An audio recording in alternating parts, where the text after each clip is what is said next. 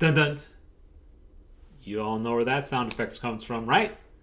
From either Law and Order or one of its various spin-offs. Now, what that about? It's one of the most popular series in the history of modern TV.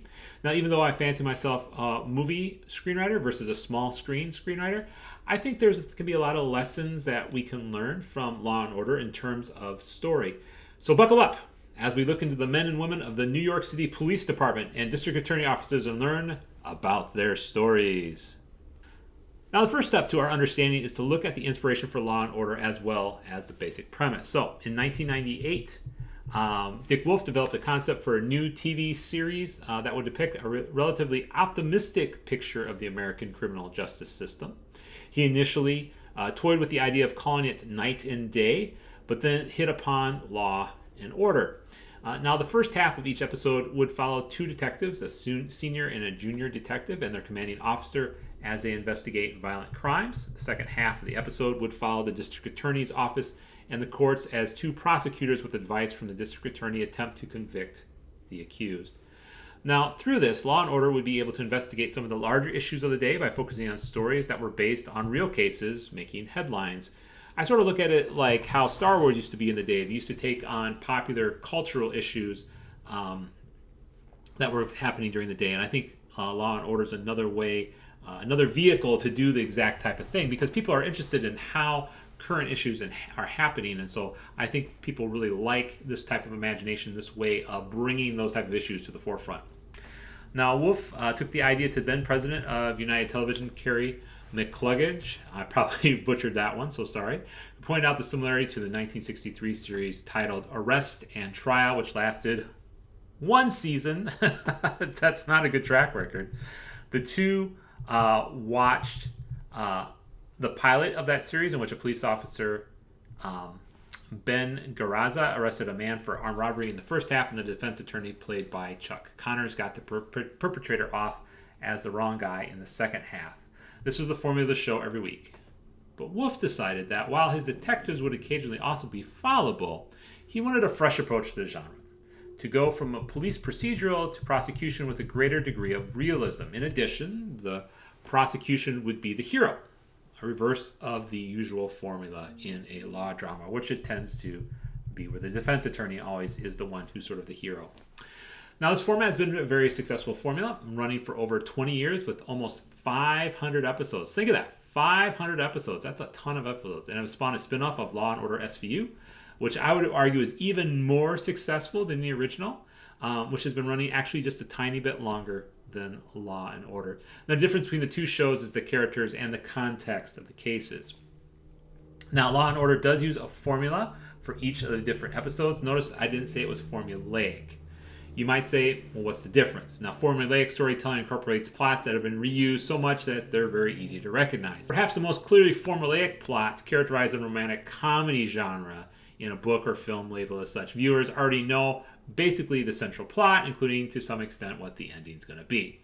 Now, from the verdicts which betray our sense of right and wrong, to new twists that would launch the story into a completely new direction, to endings that would make our blood boil, Law & Order and its spin-offs pride itself in making the endings anything but predictable. And believe me, I've watched so many seasons of Law & Order by now. Yeah, you can think you know what the ending's going to be, but it doesn't always happen that way. So with that being said, Law & Order episodes do follow a pattern, meaning that there's a certain ebb and flow for how episode is laid out. Now, for watching and studying a bunch of episodes, especially from the SVU spinoff here, is where I'm going to help you sort of see what the pattern is. Again, it's a pattern. It's a formula. It's not formulaic. And so I think so many times patterns get such a bad rap. You're following a pattern. That means that your story is sort of aligned in one way, but you as the writer are still in charge of the story. You still have to make it entertaining. You still have to hit all the high points and stuff like that. But at the end of the day, it's your story, not the pattern, that's going to pay off. They're going to like your episode of SVU or Law & Order because of the story, not because it just follows the pattern. So keep that in mind.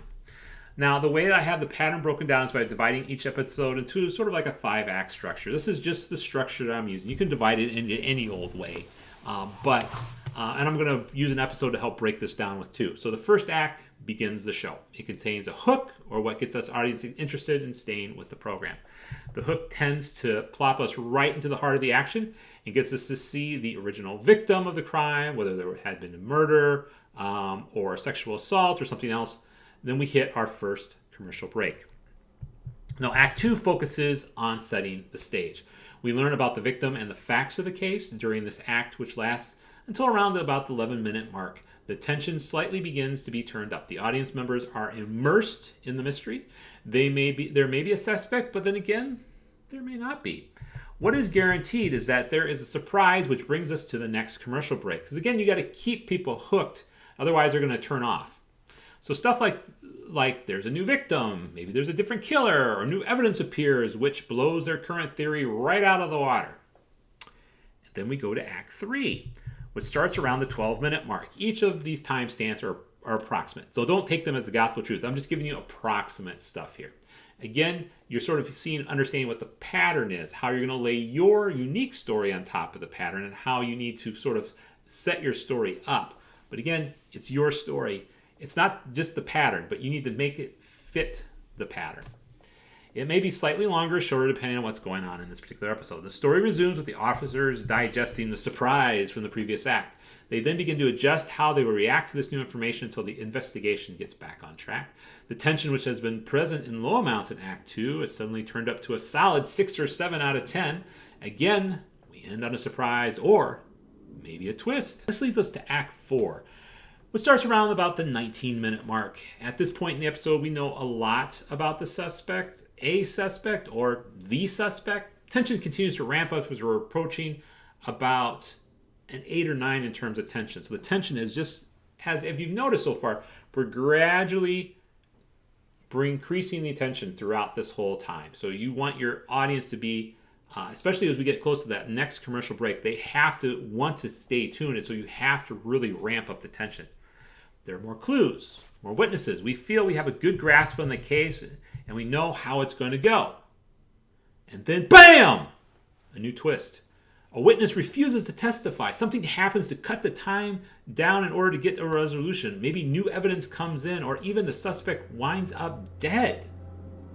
I didn't think that would happen in that particular episode. But then commercial. You see why they do this, right? Because there's a battle for our attention. And in order to keep us in this particular program, it would be really easy to flip over to the New York Knicks or maybe to the Green Bay Packers or something along those lines. But they want to keep your attention here. And so by doing this, they're keeping your attention. So you want to see what happens. So you're basically seeing the pattern that after each of these breaks, when you have a commercial, you want to know what happens next, which is why there's a twist, why there's something strange that happens or something unexpected happens. And so this brings us finally into Act 5, which starts around basically about the 28-minute mark. This section of the story tends to be the longest, with it closing out the episode with about a 42 to 43-minute runtime. There's, again, you have all these extra commercials in there, so you can see with a 60-minute show how much of it is actually story and how much of it is actually commercials. Now, in this part, we are guaranteed several different things. That the theme will be wrapped up, that the tension will be paid off, and that there still might be one more surprise for the viewers at the end. Let's take a look at an actual Law & Order SVU episode to see how this works in action. Now, I'm going to use SVU because I've been watching a little bit more of that. This is the same across Law & Order and all their sort of variants that they have. I just have been getting to like watching SVU a little bit more. And this particular episode that I'm going to talk about today does a great job of sort of allowing us to see the sort of pattern that I broke out to you. It's a master class on how to do this particular pattern. Not all the episodes are this cut and dry. Again, this is a pattern I've seen. Again, it's your story that's going to make the difference. So just because you write in this particular pattern doesn't mean people are going to like your story. You have to make sure the story is good. So just want to put that out there. So today we're going to be looking at episode 4 from season 6 called Scavenger, which was written by Dick Wolf, Don DeNoon, and Lisa Marie Peterson. And if I butchered any of the names, I apologize for that. So I think this goes without saying, but we will be spoiling the episode. So also this episode does talk about homicide and rape. So if there's any young viewers out there who are watching this, just be warned. Or if you have any young kids nearby, just know we will be having some mature themes. So let's hit into it. So in Act 1, We see two joggers coming upon an abandoned baby. They call the police, and the next scene we see a crime scene tech telling we see Detective Stabler, played by Christopher Loney, and Detective Benson, played by Mariska Hargitay, about the initial facts of the case, which is the mother of the baby was abducted. The mother's underwear is found at the scene, and most disturbing, there is a computer-written note on the baby detailing that the detectives don't act fast. The baby's mother will be killed. Boom! Then we hit our first commercial break. I don't know about you, but this is a pretty interesting hook. The writer only had 2 minutes and 6 seconds to hook us with this. So as a writer, you really have to jump into the action right away. So I think a lot of times people just sort of think, well, they can play up stuff. Not with this type of show. You have to get people hooked, or they'll simply go to the next show. Looking at the writing a little more closely, we see that the writers give the audience small clues to what's going on, but they suck the audience in with this note. This poem that ends a segment, which reads, "The mean, mean man has a monster in his head. Find him by tomorrow, or my mommy will be dead." So at the end of this act, the audience knows that it's a time limit. And if they don't find the person or persons who've abducted the mother, that the mother will likely be dead.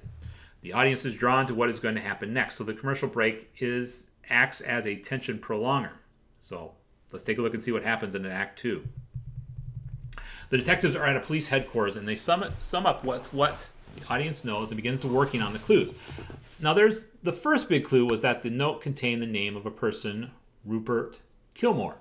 So our next scene, we see the detectives talking to Rupert Kilmore, owner of Kilmore Time, a fixture of watches. Get it? Kilmore Time? Okay, I didn't write this, so you can't yell at me if you don't like this. So when the detectives question him, he doesn't know anything about the note. No sooner does he utter the words than the phone rings, which he answers. A mysterious voice on the other end tells him to have the detectives look at the facts. Funny thing, faxes used to be a thing, right? Now they've been replaced with PDFs. But, so in case you are a younger viewer and wanted to know how we got to this document from point A to point B, never mind. I digress. You probably don't want to know that. Okay. But there's another message again. It reads, "Once there was two cops so dumb they spent hours to get to clue number 1. Mommy is running out of time, so the answer is written above the rhyme. Above the poem is the name of the place that the fax was sent, which was a copy center. So the detectives race down the street and find out a man had just come in and given the clerk the message. Now, not wasting any time, they run into the back alley and they find a homeless man who matches this description. The homeless man reveals that a different man, or suspect, who had a knife, gave him $20 and the fax to take to the copy center. What more, the homeless man is supposed to give the detectives the next clue, but he's also high at the time. Again, tension.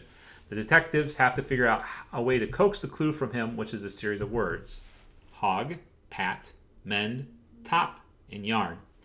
The audience also discovers that the police are stumped. It's been 8 hours. During this, a package gets delivered. The audience, however, doesn't see the contents as Detective Stabler meets the husband, and we learn a little about the victim. As they enter the room, the captain is yelling for someone to call CSU. I believe that's the crime scene unit. And there is an ear in the box, which has the victim's earring, which is identified by the husband. With the ear comes another poem. "Julie is so sad to hear you were late. Keep us waiting again, and she will meet a much worse fate." The cops go back to the 5-word clue. Then they realize that it's an anagram, meaning that the letters of the word are used to spell different words, which leads them to a phone booth. At the phone booth, they don't receive a call, oddly enough, but there's a small note on the top of the booth which reads, "You are running out of time," and it has this following message, and I'll put it on the screen here. It's MMCXXXII, which they realize might be military time, which is 9:32 p.m., but unfortunately, as the audience, we find out that was over an hour ago, meaning they were late. They have a trace run on the phone for that time. The next scene, they burst through the door, and unfortunately, Julia is dead. They got to her 45 minutes late. The suspect has written his initials on Julia's bottom, RDK, which is again the name of the guy we learned about earlier in this act. However, there has been a policeman with him the whole day, and this guy hasn't moved at all. So the watchmaker at the beginning was their prime suspect, and he hasn't moved. So the cops are confused as to what to do next. What is worse is one of the detectives finds 3 fingers on a bed, and they aren't from Julia, the victim. What's more, there's another note which says, "Fun, fun, fun. Let's play again. For the next feather in my cap, check the policeman's helmet." The clue is read, And then you guessed it, straight to commercial. Okay, let's take a moment here and break down a little more of the writing here. Now, we are launched right into the action again with looking at the first suspect. We are also introduced to one of the themes for this episode, which is time. The guy shopping Kilmore's time, and he is a watchmaker. In this act, there are several more time references. The 8 hours, which is mentioned after the detectives detain the homeless man. The third suspect clue, which is in Roman numerals signifying military time. And finally, Detective Stabler mentioning that they were 45 minutes late. The writers also use tension throughout this whole segment. We as the audience are always wondering if they, the detectives, are going to solve the case and save the woman. The tension begins with the first clue coming from Rupert Kilmore. Now, from this first clue, the detectives are constantly struggling to figure out the clues. As a writer, we have to throw up barriers to our detectives. Even though we like them as characters, they have to struggle. And struggle, they do, during this first act. They get stuff wrong. They fail to figure out clues in a timely manner, and they are late to save the first victim. The tension is now higher for us as an audience because we have seen the detectives fail. We know that they may fail again, and we may have to see the consequences of their failed actions. This is why the tension is so much higher going into the next act, Act 3. One of the things I want to touch on really quickly is that the audience also acts as sort of a detective in the show. Part of the allure of a detective show is to see if we are smarter than the cops or the criminals. As a writer, we have to be careful to give the audience just enough to keep them invested, but not so much that they can guess the suspect or the final verdict of the case. We can see that in this episode from the fact that we don't have a suspect and that the clues could be confusing us. How many of you knew the second clue of the 5 words was an enneagram? Besides having watched the episode. Now, how many of you knew what this last clue meant going into the break? If the writer is successful, most of us are going to be on the edge of our seats as we try to figure out this riddle. We're going to be scratching our heads going, what is the writer getting at? What is the clue? Back to Act 3. So we started around, again, about the 11:30 mark. In the last act, the detectives don't know much about the initials RDK. Now, as an audience member, we might, I did the first time I heard this episode, but to make sure that everybody's on the same page, the captain tells the rest of the detectives and us who RDK is. We find out that he's a vicious serial killer. Now, the detectives are trying to figure the preceding clue from the last commercial break. Did they figure it out? This time, thanks to the internet, they learned that the police helmet is not a police hat or an accessory, but a plant. The detectives rush to the flower market where they learn about a big order of police helmet. Luckily for our detectives, the delivery has not gone out yet, so they can go where it was go. But unluckily for them, the suspect was smart enough to have the missing woman's credit card pay for the flowers. Again, they arrive too late. They find the second victim in a similar shape to the second original victim that the original RDK killer murdered. And there's another clue on the body of this victim. However, the detectives have decided to not follow the victims in order so that they can go to the last victim of RDK who was actually still alive. They're doing something a little different here.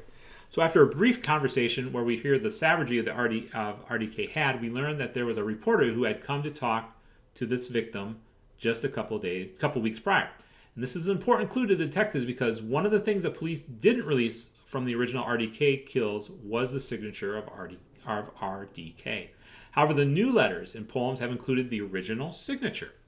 The detectives, as well as us, the audience, have determined that maybe this reporter is the killer. We end with the detectives telling this particular victim or previous victim of RDK to go to her sister's place, and they take the reporter's card, and then we cut to commercial.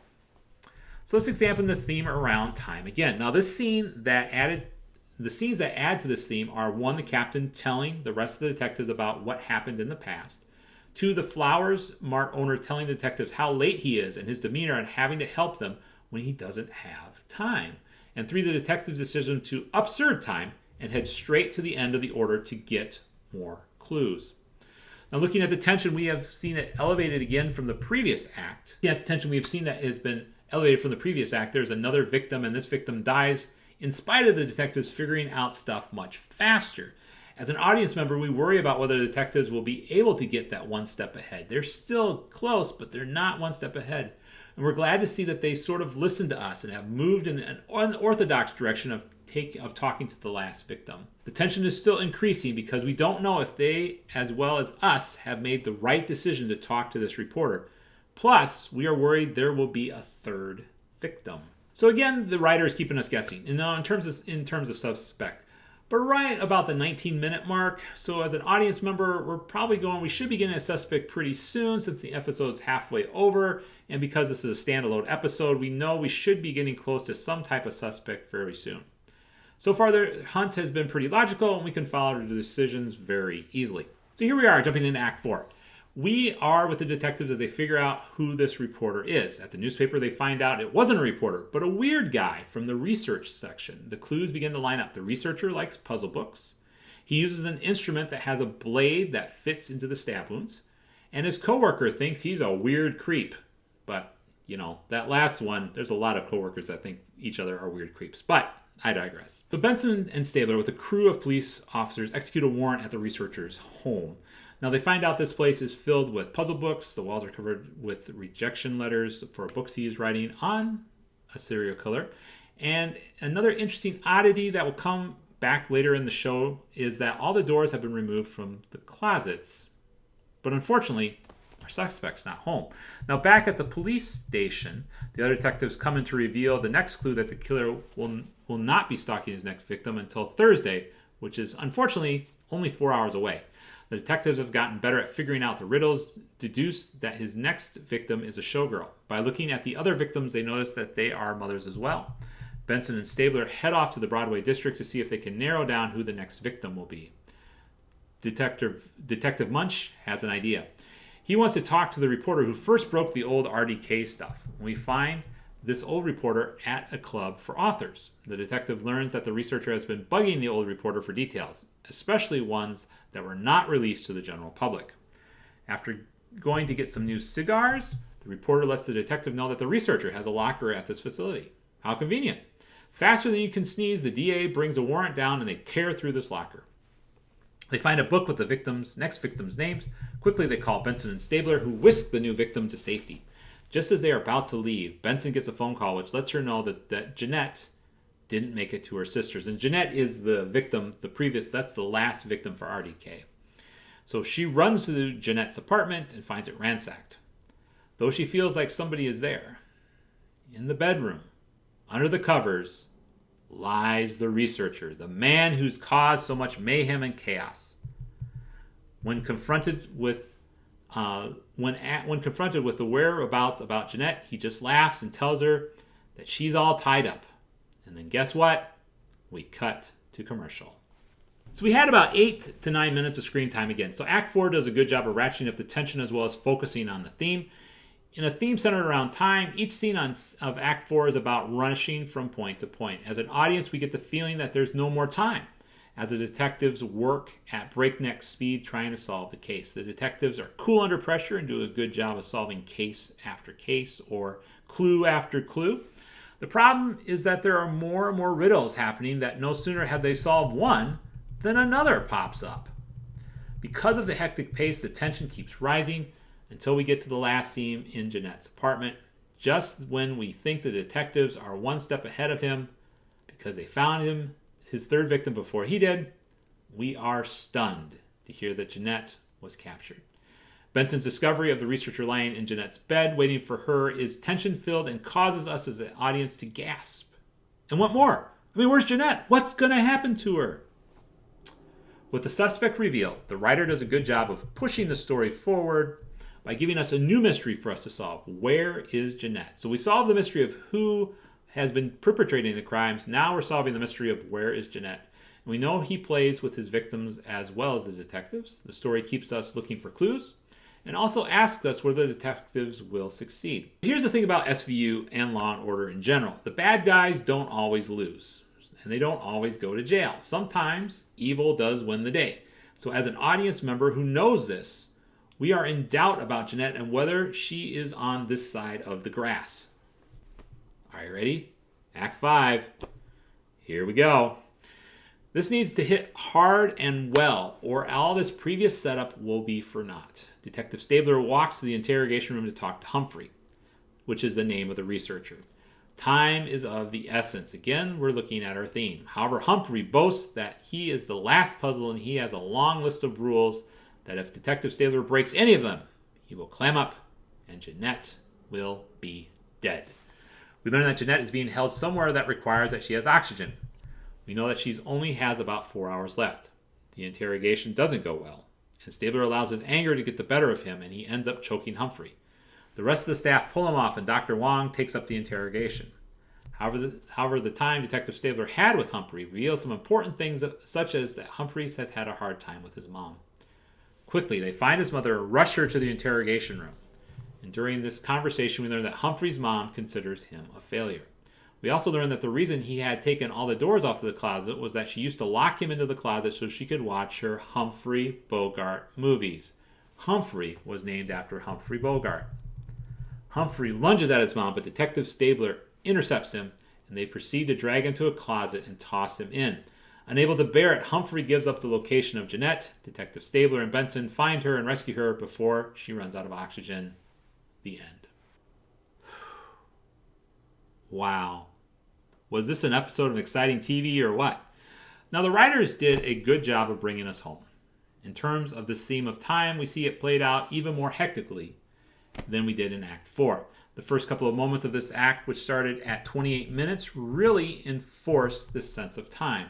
We see Detective Stabler on his way to interview Humphrey, and we see him as he's walking, talking to a bunch of different people in the meantime. It's very much rapid fire. Boom, boom, boom, boom. During the interrogation, Humphrey pulls out a watch and uses it for dramatic effect when Stabler asks him how much time that Jeanette has left of oxygen. Of course, there is a dramatic rescue at the end of Jeanette from the fridge. One piece, though, I think could be overlooked in terms of time is the interaction between Humphreys and his mom, played by Anna Mira. We are seeing what happens when somebody lives in the past, as both Humphreys and his mother do. His mother lives for old Humphrey Bogart movies, while Humphrey tries to overcome the shadow of those times by warping what his mother wants him to be, which is to be famous, like the actor he was named for. Now, the tension is at an all-time high, and the scenes do a relatively good job of keeping the action and tension flowing. There's no break when Humphrey's mother is called. It's almost like she is magically teleported to when we need her to show up. There's no let-up in the tension of the fifth act until the final moments when we see that Jeanette has been saved. The writers do a good job of allowing us to be on Stabler's shoulder as he tries to figure out an approach for this interrogation. We get a flavor of how Humphrey acts, and the writers are inviting us to think how we would handle a situation like this. I think our ending is a little on the rush side, but it helps makes the whole episode a roller coaster from the beginning to end. So how do we do this with our own writing? Now, I'm going to say if you use this type of formula for your own writing, we're going to have to use an outline. And the reason why I say we need to use an outline, because we need to know point A to point B, and we need to know everything in between. We need to know what the end in mind. What is the end of the episode is going to look like? It's best to write the ending first, and then we know how to sprinkle in clues to the beginning. The other thing to keep in mind, too, is sort of, like I said, we talked about how long each of those different acts are of the... I made it's arbitrary. This is sort of the pattern that I said. There's 5 acts. You can break it into whatever different type of structure you want. But you know, basically before the first commercial break, you're going to have a hook. What's going to give a hook to the audience to stay through that first commercial break? And then each time after that, as you close in on that next commercial break, you have to figure out what can you leave the audience with that's going to cause them to say, I wonder what's going to happen next. And then that's what you need to lead into the next part of the episode. And so it's very important that, again, that you know how the ending ends, and then you can sort of work your way to the beginning. And if you do this, and you're going to have to do this a lot. I mean, these particular writers have written a lot for SVU. They've written 500 episodes. So the other thing I want you to keep in mind is when you write your first episode, it's not going to be great. And that's okay. But it's continuously writing this formula and continuously being able to write this, which will help you have a good television presence. It'll help you create stories that people will find interesting. And not just for the television, you can do it for a web series or something along those lines too. But what this will help you do is create tension throughout your story. You'll cause the viewer to have to follow along with you. You'll want them, and this is really going to affect your writing style. You have to write so that the next part of the text is interesting. You have to leave them on a cliffhanger. So this is going to get you really good at writing cliffhangers. So the best way to do it is just try. So what are you waiting for? Give it a try. I want you to try to write an SVU episode, or think about how you can create this into your own writing. How do you create this into your web or maybe even a TV series? How do you create that sense of tension? How do you create that sense of hook? How do you get people interested across the commercial break? We'll leave your thoughts and feelings in the comment section below.